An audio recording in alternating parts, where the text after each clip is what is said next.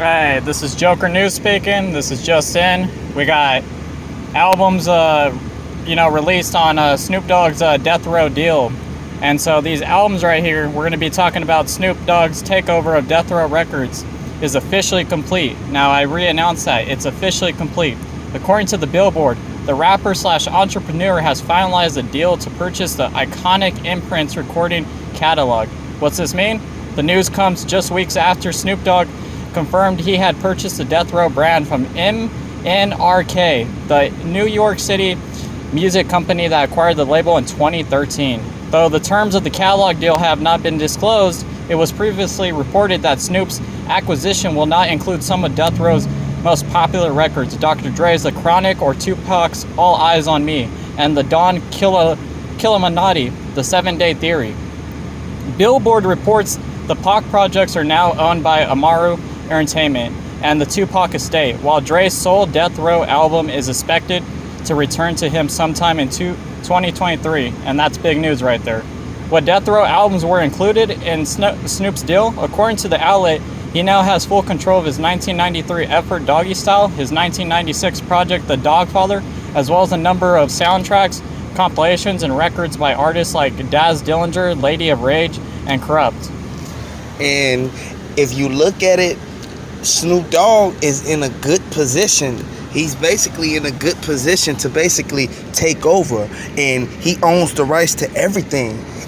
And a lot of people say that with him getting Death Row Records, that he's going to automatically have the rights to Tupac, Biggie Smalls, everybody. No, he's not going to have the rights to any of that. He's just going to have the rights to his music and the artists that he pushed. So when you pay attention to it, it's over 10,000 units since release earlier this month that Snoop Dogg did. Like, Snoop Dogg really, he shot up. Like, he went to the next level on everything that, like, he ever really wanted to do. Like, if everybody pay attention, Snoop Dogg, he started off a certain type of way, then he moved up the ladder. He basically put in a lot of work. He started going to the studio every day. He started releasing like a whole bunch of like singles. Then he did the albums, and Snoop Dogg laid low for a little while because he didn't really want to burn out his, like, basically his clout. He didn't want everybody to look at him like that. So Snoop Dogg, hey, we salute you, man. Like, you gotta pay attention. Snoop Dogg made a change for everything. Snoop Dogg did what he had to do. And adding on to that, another thing about Snoop that a lot of people are talking about is Suge Knight's in prison right now. You know, he's punching air. He's upset, because Snoop Dogg was under him, and Suge Knight had the idea, like, I'm an artist, he's like the big dog. Like, he employs artists. They make music, they get viewers, he gets the big money, he makes the record deals and stuff. And so, how Suge Knight acted with his corporation and wanted to act all gangster like, compared to Snoop, where, Snoop wanted peace and stuff, but also wanted to promote other artists. Snoop's doing great things right now with Death Row Records. Like, there's so much to come with it. He's having a bright future with it. He's making better things happen with it. More artists are getting promoted. More music is being put out there. More collabs are being done. Everything is just better compared to what Suge Knight had it as. And, we salute Snoop Dogg for that, Like, respect to the man. But MNRK owning Death Row recordings and everything, the music and its parent company of Blackstone, which acquired the E1 music label for $385 million in April 2021. And that's crazy. That's like big money right there. Like, where'd all that money come from and stuff? However, Dr. Dre's The Chronic is reportedly set to Death Row as early as 2023, and that's big news right there. Snoop's Doggy Style, Dogfather, and the newest album, Back on Death Row, are all under the label, making him the current top-selling artist. The rest of the Death Row catalog includes soundtracks to Above the Rim and Gridlocked, compilation albums including Christmas on Death Row, and albums from Lady of Rage and Daz Dillinger and Corrupt. Billboard estimates that Death Row garnered $15 million in revenue in 2021, including the Pac and Dre albums. Without them, it's estimated that only $6 million will be generated in revenue. And what does that mean?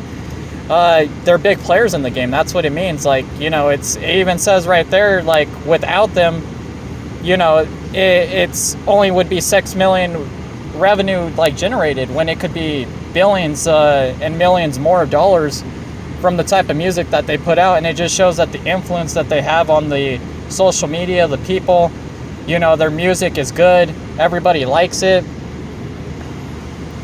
More than 2 weeks after announcing the deal, Snoop Dogg is still negotiating for the label's catalog with MNRK Music and its parent company Blackstone. In April 2021, MNRK Music acquired the Death Row catalog from previous owner Hasbro, which in turn had purchased the infamous label as part of a deal for its parent company Entertainment One, E1, 2 years prior.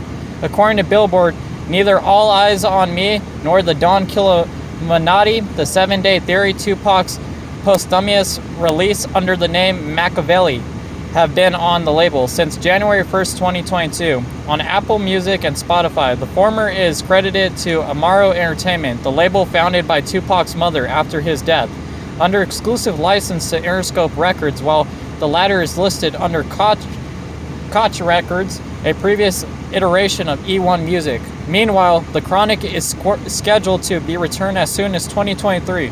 Once this happens, Snoop Dogg will be left as the best-selling artist on Death Row with his classic 1993 debut, Doggy Style, 1996, The Dogfather, and the recently released Back on Death Row. The remaining catalog would include the soundtracks for Above the Rim and Gridlock, as well as records from Lady of Rage, Daz Dillinger, and Corrupt. Death Row's recordings have passed through several hands over the past 2 decades, after founder and original owner Suge Knight filed for bankruptcy in 2006. The catalog was sold to Wide Awake Entertainment. E1 took over the label's catalog in 2013 when Wide Awake also filed for bankruptcy. According to Billboard estimates, Death Row's catalog with Tupac albums and The Chronic generated $15 million in revenue for MNRK last year. The remaining catalog is estimated to produce $6 million a year in revenue, with Snoop's albums accounting for $2 million to $3 million of that total. Regardless of how the situation shakes out, Snoop Dogg has big plans for Death Row. Last week, the rapper announced that he wants to make it an NFT label after kicking off the initiative by selling Back on Death Row as a $5,000 NFT. And hey, you know, I just got these news recently from a lot of important sources and reliable sources that have the latest news and information, all of the latest trending news. So, you know, keep coming back to Joker News, leave a like and subscribe, and thank you for watching.